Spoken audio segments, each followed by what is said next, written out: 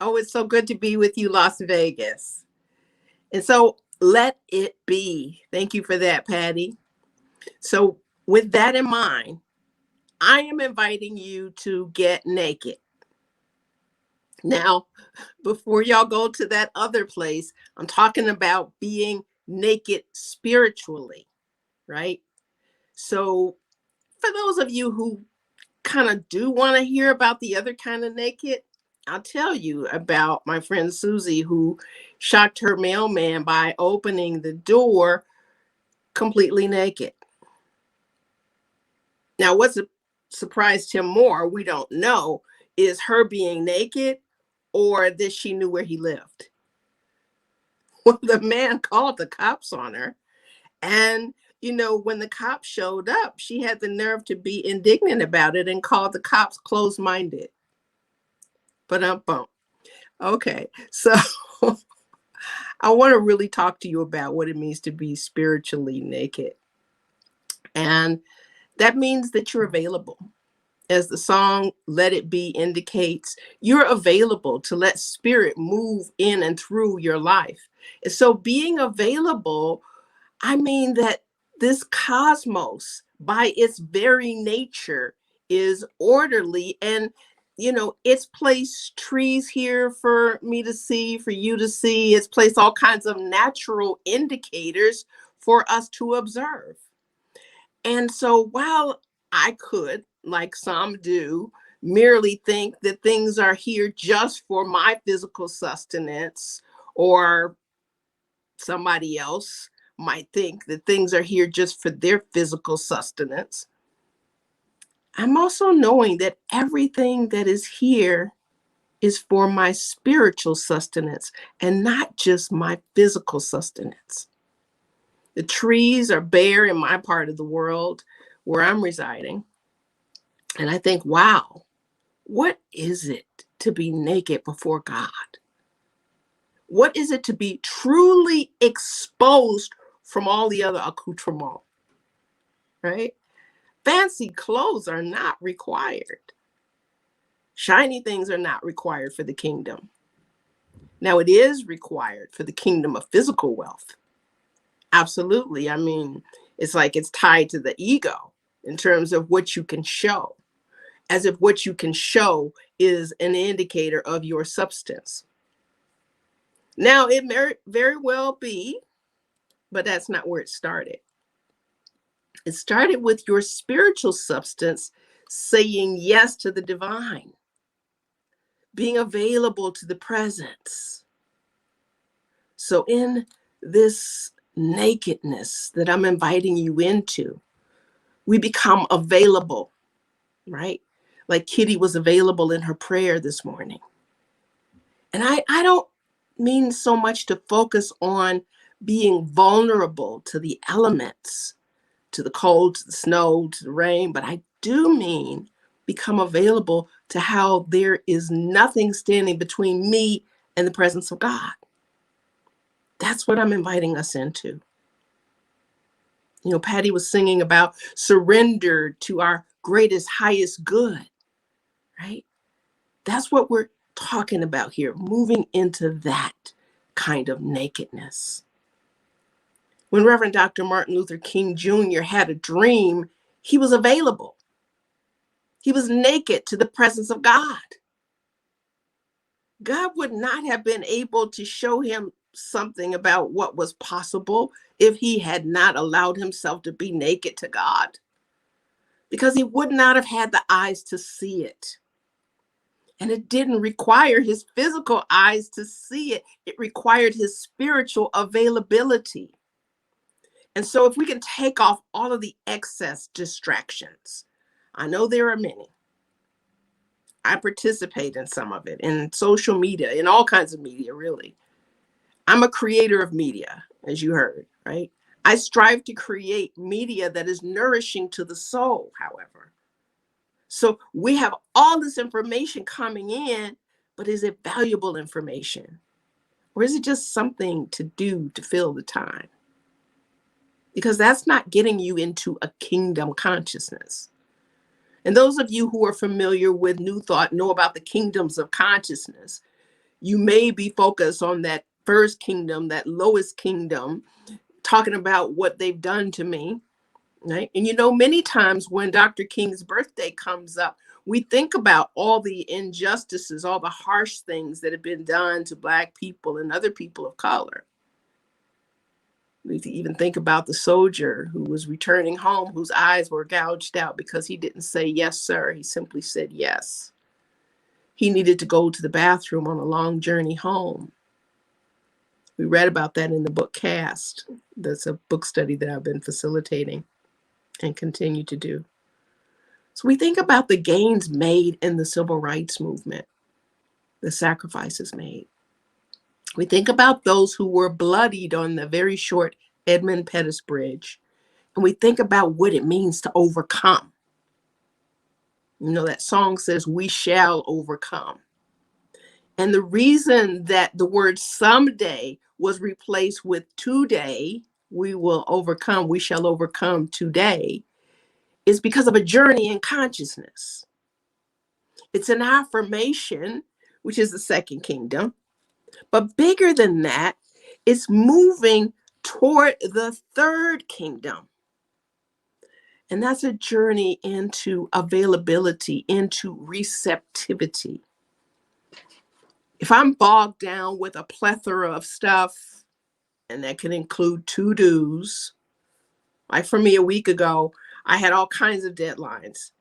It seemed as though things I might have forgotten about or things that I thought I had time to think about because they were 5 or 6 months away were showing up because people need preparation time to do publicity and all that stuff, right? But I had to write an article due for the Science of Mind magazine, so I had to clear all this stuff away from my thinking processes. I was going to say my brain, but that's just flesh, right? I had to clear the stuff so that I could be present to the presence. And being present to the presence is just one step toward oneness.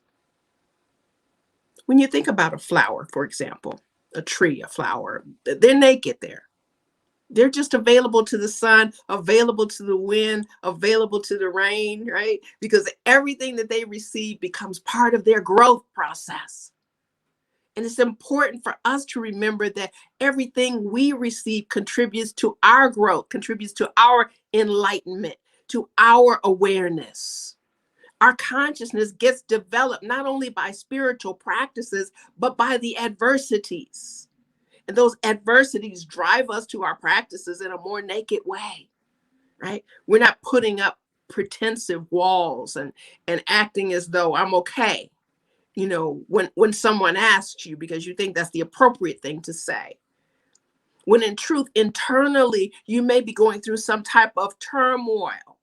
But unless and until you can at least admit it to yourself, you cannot be restored into your wholeness. Unless we are willing to be naked, we can't allow ourselves to be available, to be one with the one. And so we have a PowerPoint slide here. And that first slide is with Reverend Dr. Martin Luther King Jr. He says, everybody can be great because anybody can serve. You don't have to have a college degree to serve. You don't have to make your subject and verb agree to serve. You only need a heart full of grace, a soul generated by love. The substance of my soul is love. Love is a verb. It's an action item. It's a to-do, but more importantly, it's a to-be. So when we let our actions be an expression of who we are or who we be, right, we are truly serving from the heart of love. How can I be an instrument for God? How can I be a servant to spirit? Because we are soul. We are available yeses. We are in that sweet spot of that V in the Science of Mind symbol. When we let our actions be an expression of who we are, we're in the middle where everything happens. So what we allow to happen through us is determined by how naked we are, how available we are. Because we know the soul doesn't say no to spirit. It says yes. More, please. Because its only function is to be a servant of spirit. That's why I'm inviting you into that consciousness, the consciousness of servant. It doesn't mean you have to be shuffling along and do whatever. It means that it's the consciousness of someone like Dr. King. It's the consciousness of those who allow ourselves to be instruments, right? We may have a piano or a guitar, and we may want to use one of those. And they need to be serviced too, right? And they need to be tuned up.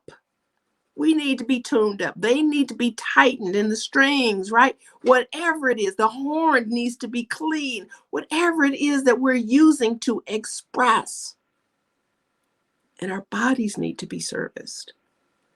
I had to go to the hospital for a few days just after Thanksgiving, and I wasn't planning on starting my Christmas season in the hospital. It was a disruption. But I knew something was starting to break down a few weeks before.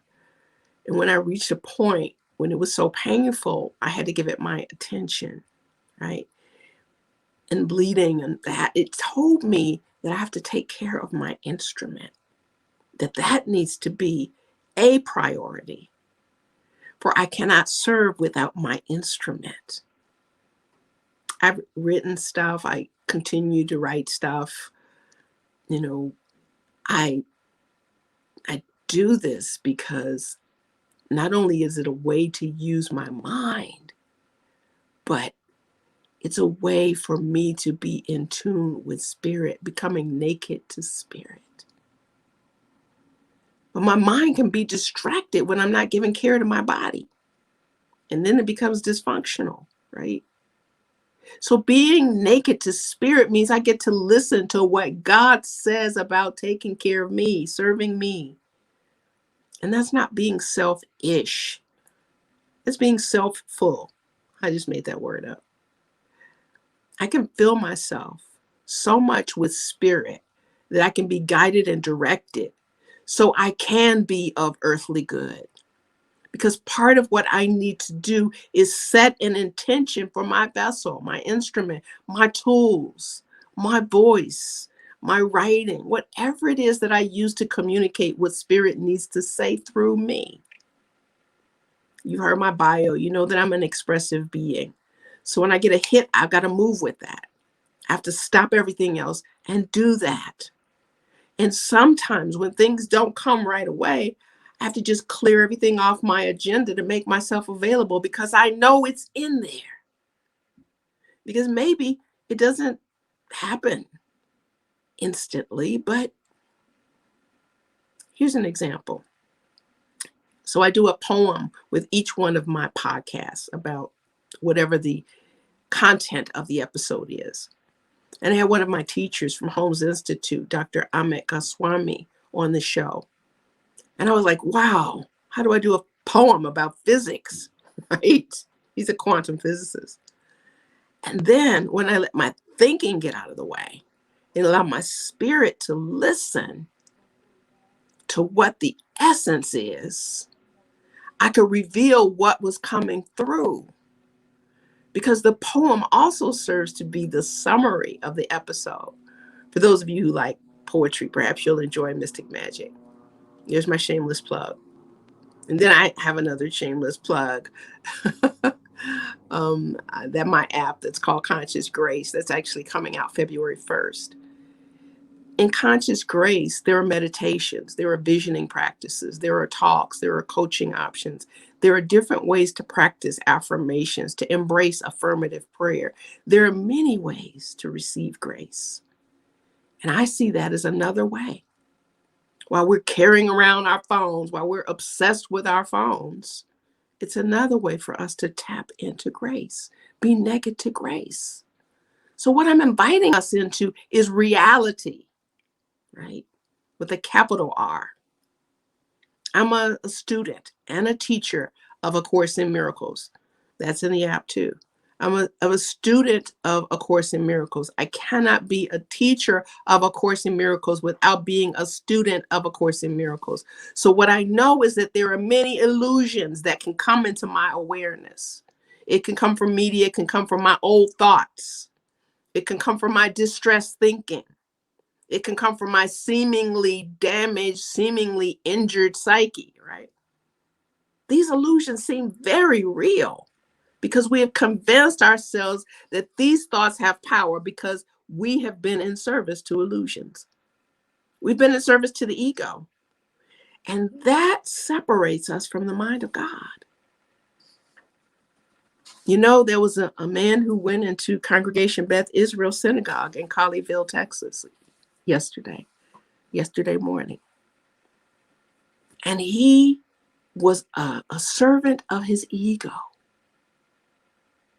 How do I know it's ego? If it's in any way separating me from anyone. I know there appears to be a lot of division right now.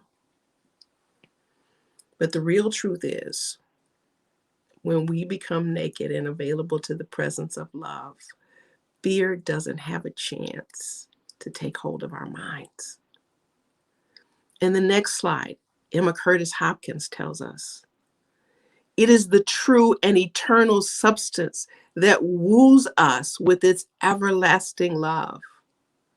To lay hold upon your good is to be satisfied.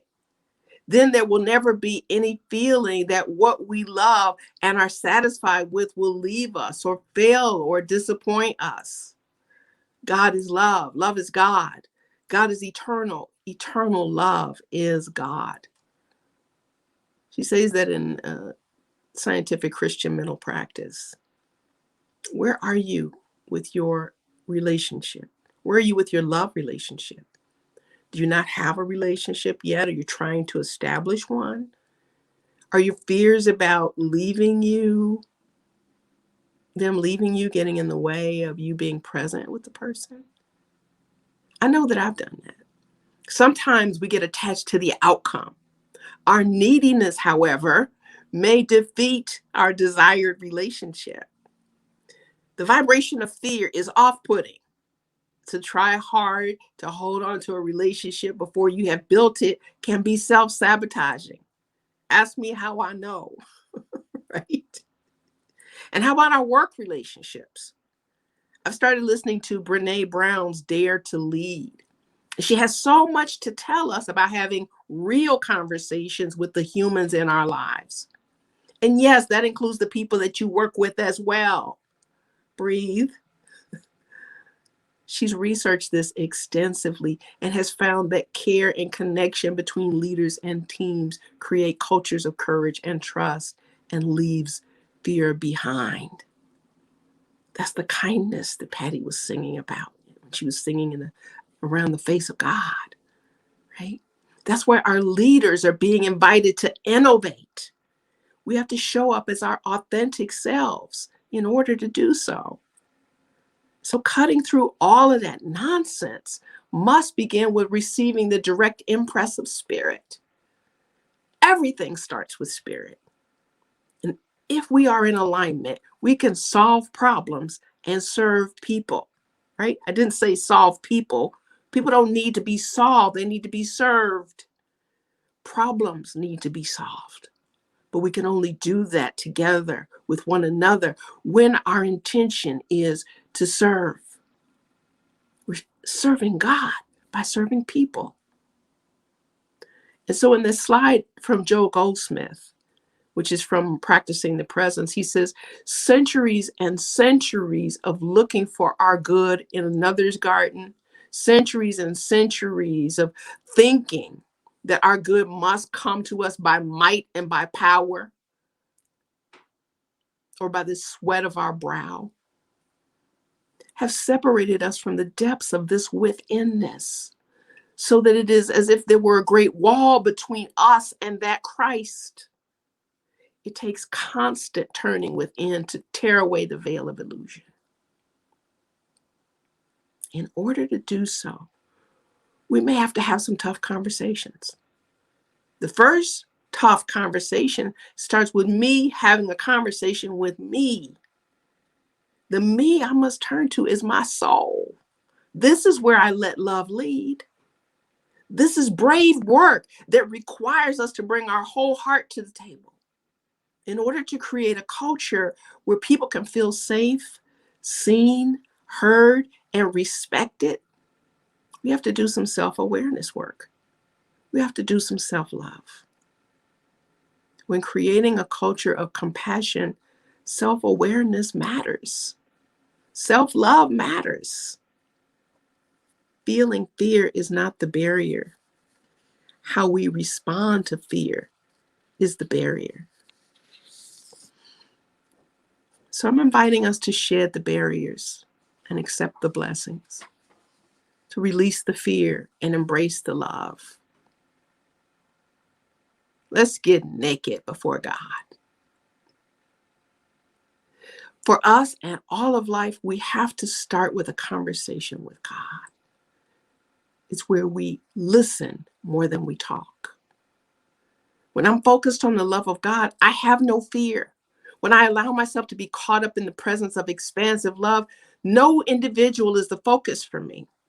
I let myself absorb as much divine love as I can. And that is the love that I can access at any time.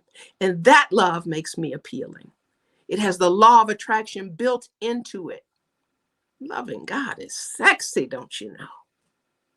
So I'm inviting us into letting go of that which brings sorrow and pain.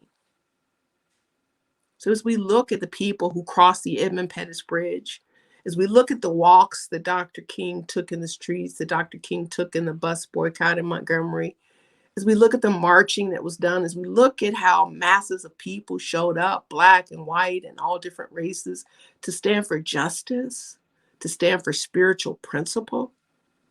Justice is a spiritual principle. Hello. We forget that when we use the word protesters with disdain, right? Yes, there was a dignity at stake. But more importantly, there was a compass with a North Star, a compass that was tuned in like the star that the wise men were following. When they were tuned into a light, because the outer light represented their inner light. And the inner light compelled them to see the Christ. The inner light compelled them to give deference to that dimension of themselves that says yes to the presence of God. This says yes to being naked before God. This says yes to be a willing instrument of its peace. There is a difference in being for something. Being against something has a different energy. They got that man killed in Colleyville, Texas today, last night. But we are instruments of peace, so we cannot be at war with anyone. Now remember, in the Joel Goldsmith quote, he says, it takes constant turning within to tear away the veil of illusion. So a dream in the mind of Martin isn't simply a fantasy.